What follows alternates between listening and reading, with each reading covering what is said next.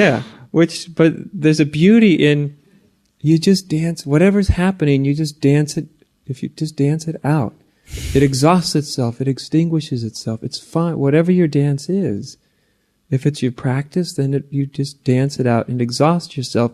It exhausts it, and then boom, then you hit that place.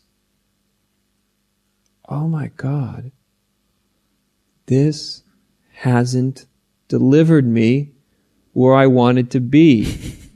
That's the thing I'm talking about. I don't care how somebody gets there. This isn't where I wanted to be. My practice delivered me here. I thought it was going to deliver me there, somewhere other than here. It's a place called nirvana or enlightenment, and it delivered me here. I don't want to be here. But see, the gate towards the realization, that's the gate. Why do so many people wake up when they get bad news? You're going to die in a month. Sorry, there's no way. There's no way out of it. And they despair, panic. Oh God, there's no more time. There's no time for anything anymore. And they're stopped, maybe. And so this is the same thing. Stopped. Then the interest becomes not so much where I'm going, but what I am. Because then you actually have, your energy is no longer moving forward where you're going, and suddenly it's available to you. It may be very uncomfortable, but it's all available. What am I? Not where can I get to and how do I get there, but what am I? Not what can I become. Right. Not what I can be, not what I can become. Right. What am I? Right here and right now.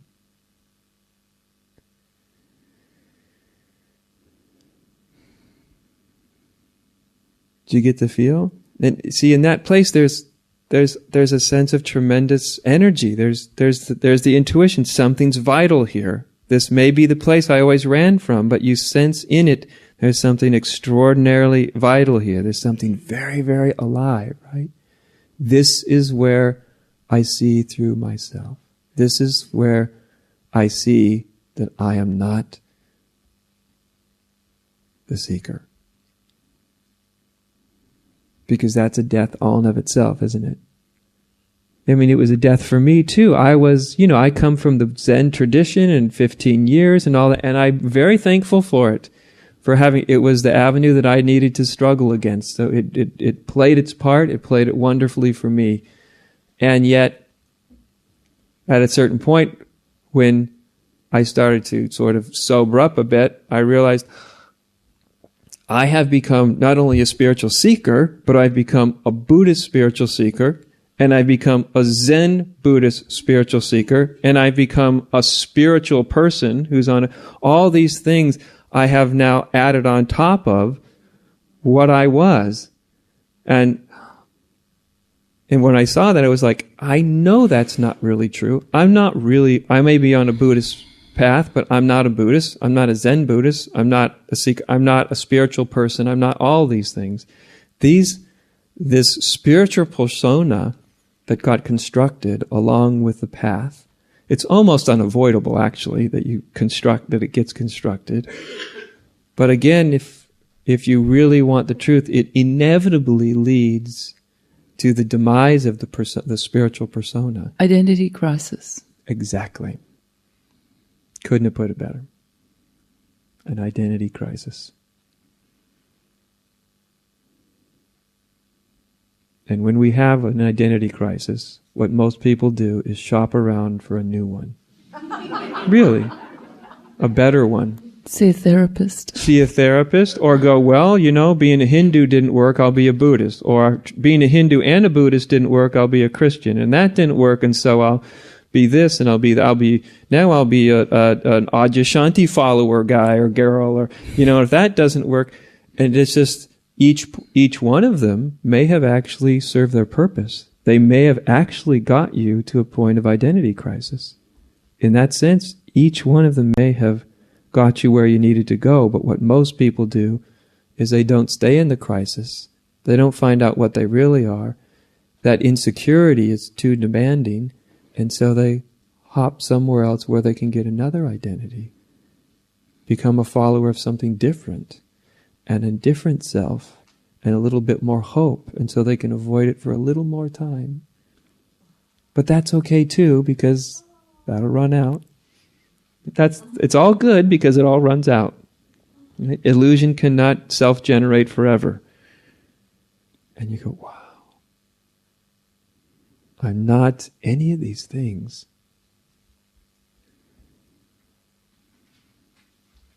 Maybe I'm not anything at all. Wouldn't that be delightful? Well, it's liberating. Yeah. I had one person who I was talking to just like you, and they started to see it. And you know what the first thing he said was, bless his heart, he goes, what am I going to do with all my time? Because all of his time was meant seeking this thing, as mine used to be. And it's like, what am I going to, that chews up vast amounts of energy and time and money and expense and everything. What am I going to do? Go fishing. Yeah, that's the whole thing. Anything else? Well, whatever you want to do now. Yeah. The guy last night was... Go fishing, do this, it doesn't matter.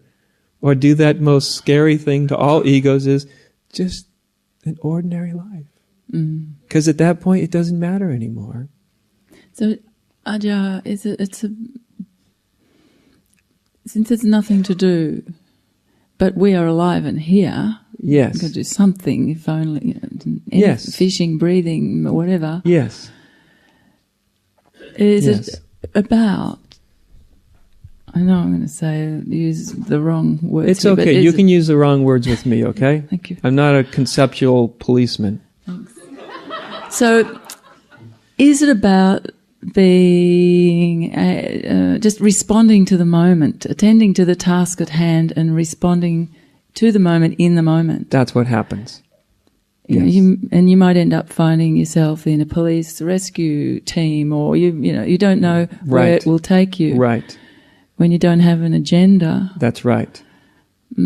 Life, for the vast majority of people, life is going to definitely do something with them. It's going to express itself, right? Because that's what's happening with you right here. Life is expressing itself. Yes. That's what's actually happening. There's nothing in you that's in any way separate from life. It's expressing itself. Same thing here. It's expressing itself. My story of why and where it's going and all that is just a story. I know it's not true. It's just life expressing itself. And that is what will happen. And it doesn't need to be, like you said, it could be, firemen, policemen, it could be, I've told the story at Satsang many times of the most awake person I ever met worked in a convenience store on the island of Kauai. Do you know that French guy who runs a bed and breakfast? What's his name? I don't know. I can't remember his name. He was in that beautiful book by Lynn Marie and John, whatever their name is. Yeah.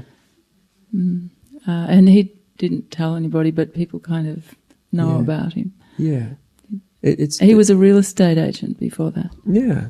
And that's just the way he's lived. Yeah. I was a bicycle mechanic.